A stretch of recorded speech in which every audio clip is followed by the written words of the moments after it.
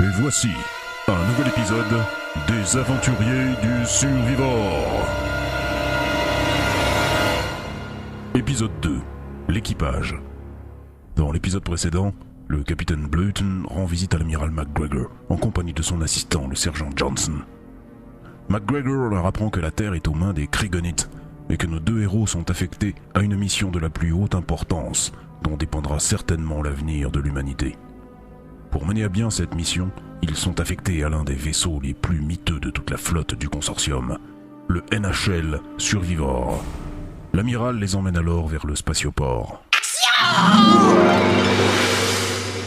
Votre mission consiste à vous rendre sur Muliari, 12e planète du système Glontrun, à l'autre bout de la galaxie.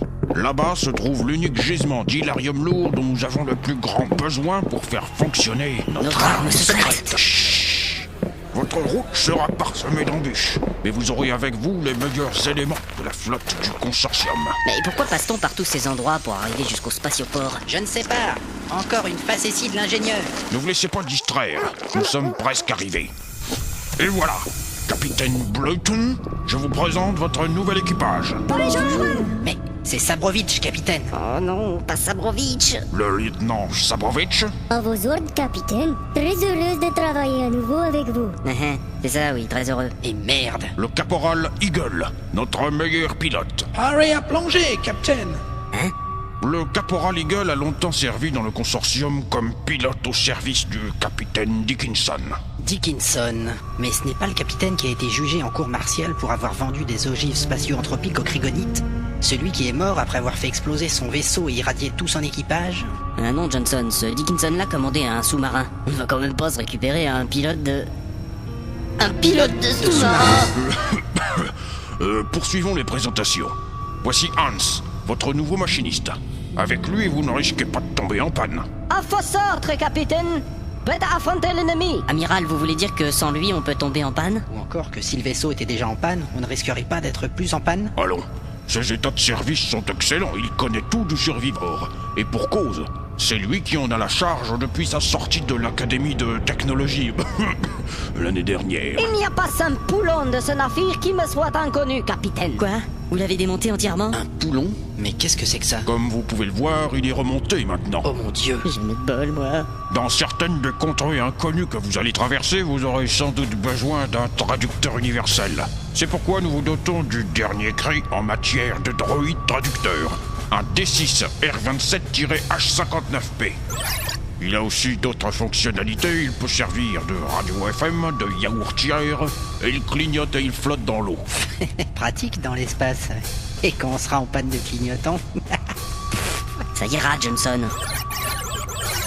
Magnifique, mais il y a quand même un problème, amiral. On ne comprend rien à ce qu'il dit. Oui, un petit problème de conception. Nous avons prévu un traducteur binaire français. Ça sera le rôle de l'extraterrestre. Bonjour, capitaine. Il n'a pas de nom? Si, capitaine, mais il est imprononçable. Sans blague. Dites toujours des fois qu'on y arrive. Je ne pense pas, capitaine. On est quand même pas si con, ouais. Oh, l'autre, j'hallucine. N'est-ce pas, capitaine? Je m'appelle... En même temps, il vous avait prévenu, capitaine. Ça ira, Johnson. C'est tout à fait prononçable, n'est-ce pas?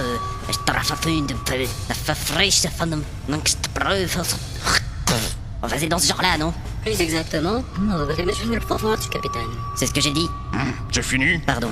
Alors, si j'ai bien compris, machin sera le traducteur pour le traducteur. Absolument, capitaine Bleuton. Le duo de traduction idéal. Ne m'appelez pas machin, s'il vous plaît. J'ai un nom. Pratique. Un traducteur de traducteur. Et surtout, simple.